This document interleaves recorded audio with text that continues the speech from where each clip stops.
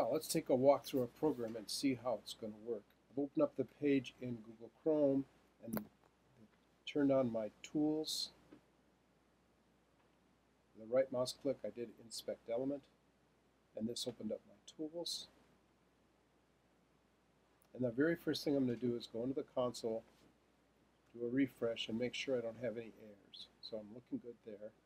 I'll go into sources, and this will show me my code. Now I'm going to go down here where I've created my variables and set a breakpoint right after I create my variables.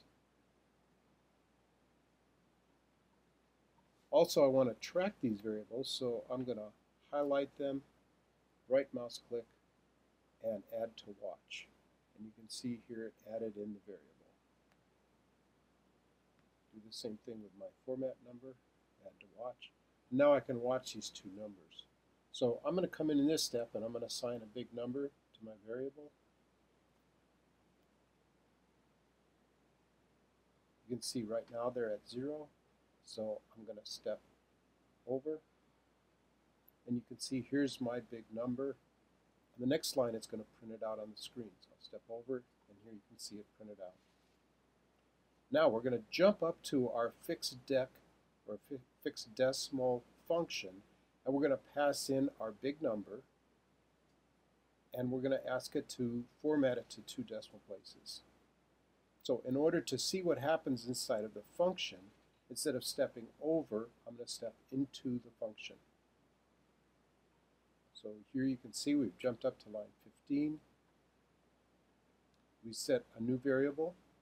We can look in here and under the scope variables, we can see when there's a function, it keeps track of the variables for us. So right now you can see our result is 0.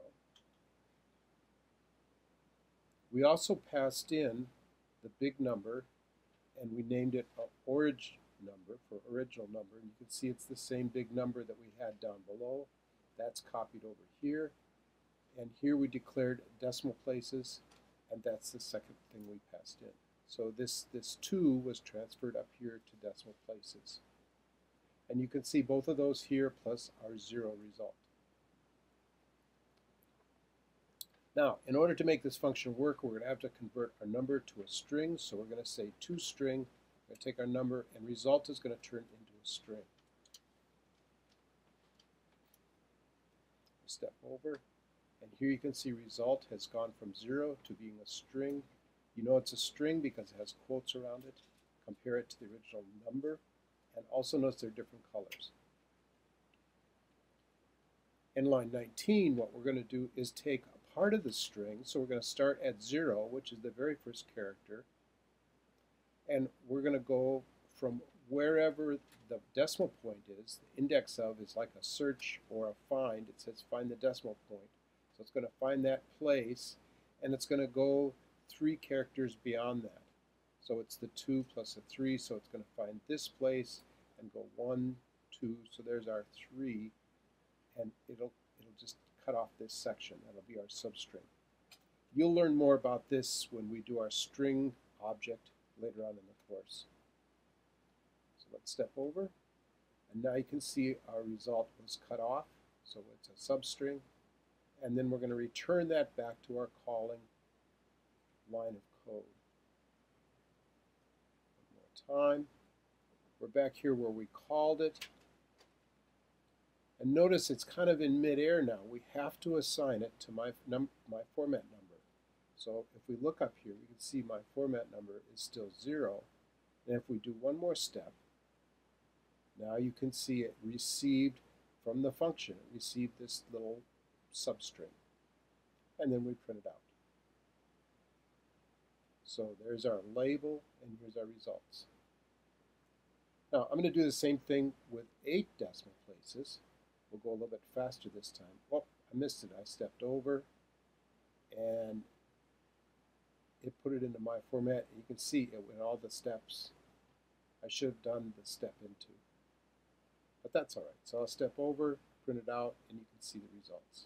So we've used the step over.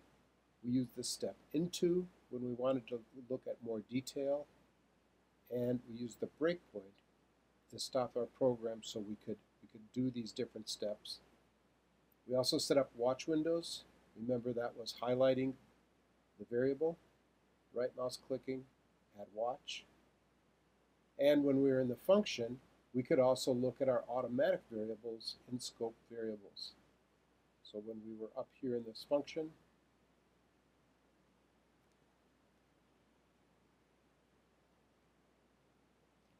these variables inside the function automatically displayed, so we could track those while we were in the function.